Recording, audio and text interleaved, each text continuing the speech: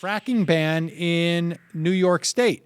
I think it's a pretty big deal, not just because for a number of You're reasons. saying when I get there, the water will taste a little bit better than the last time. Well, there's been a ban for a while, but it's going to be the water's sure to be good moving forward. Let's put it that way. Okay, well, that's good to know. And that's interesting, actually. I mean, in all seriousness, I wasn't aware that there was currently a ban in place. I thought there were some exceptions to that ban. Well, it's more or less a moratorium, and so there has, the fracking, they've been zeroing in on it, but now we're not going to get it there, and it's going to be interesting to see. I mean, there's two things that come out of this for me.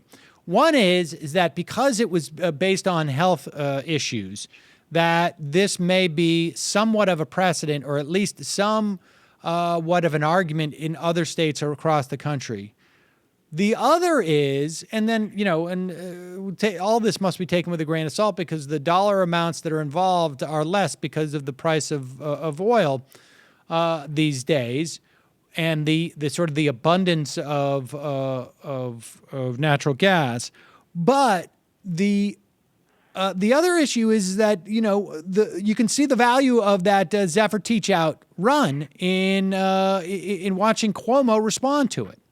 Right. Well, a lot of the people who were behind her were a lot of sort of anti-frackers Yep. who organized. And so that was huge. And again, this is why people don't realize that you don't have to run and win to make a difference. I wish she had run if she'd gotten in a couple months earlier, because I think that she could have won that race. And it's also why I explain to people when people sit around, whether it's presidential elections or anything else, and they say, oh, well, such and such has no chance, or such and such is guaranteed. And I can't tell you how many times I've heard those very words in politics, where it's absolutely not true. I mean, if you don't look back very far back in history, there was a point where Ronald Reagan was a joke, and Bill Clinton was in third place and was losing in the primaries, and then in third place behind Bush and Perot. And we could get more recent and go on and on and on. You just don't know. You don't know what's going to happen. And so I wish she'd gotten in earlier, but I still think that when she did get in, that made an enormous difference. It helped bring out activists. It helped shape a message as to who Andrew Cuomo stood for in New York. I'm still, I have to admit, kind of shocked he did this. I don't remember if this was part of his deal with the Working Families Party, but it's not like that he's respected any of that deal anyhow. I'm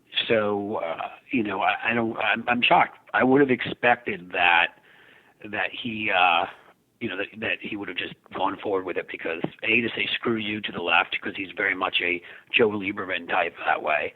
And seems to get off on that, and B, because I'm sure there's some energy interests that be willing to pay him off, and he doesn't seem to have a problem with anybody paying him off. I think the anti-fracking fracking activists are so widespread, and particularly upstate, obviously, that I think the calculation was different for him. And yes, I was a little bit surprised too. I'm waiting for the next shoe to fall where he basically says, we're going to aim for 75% privatized schools in this state by 2025 or something.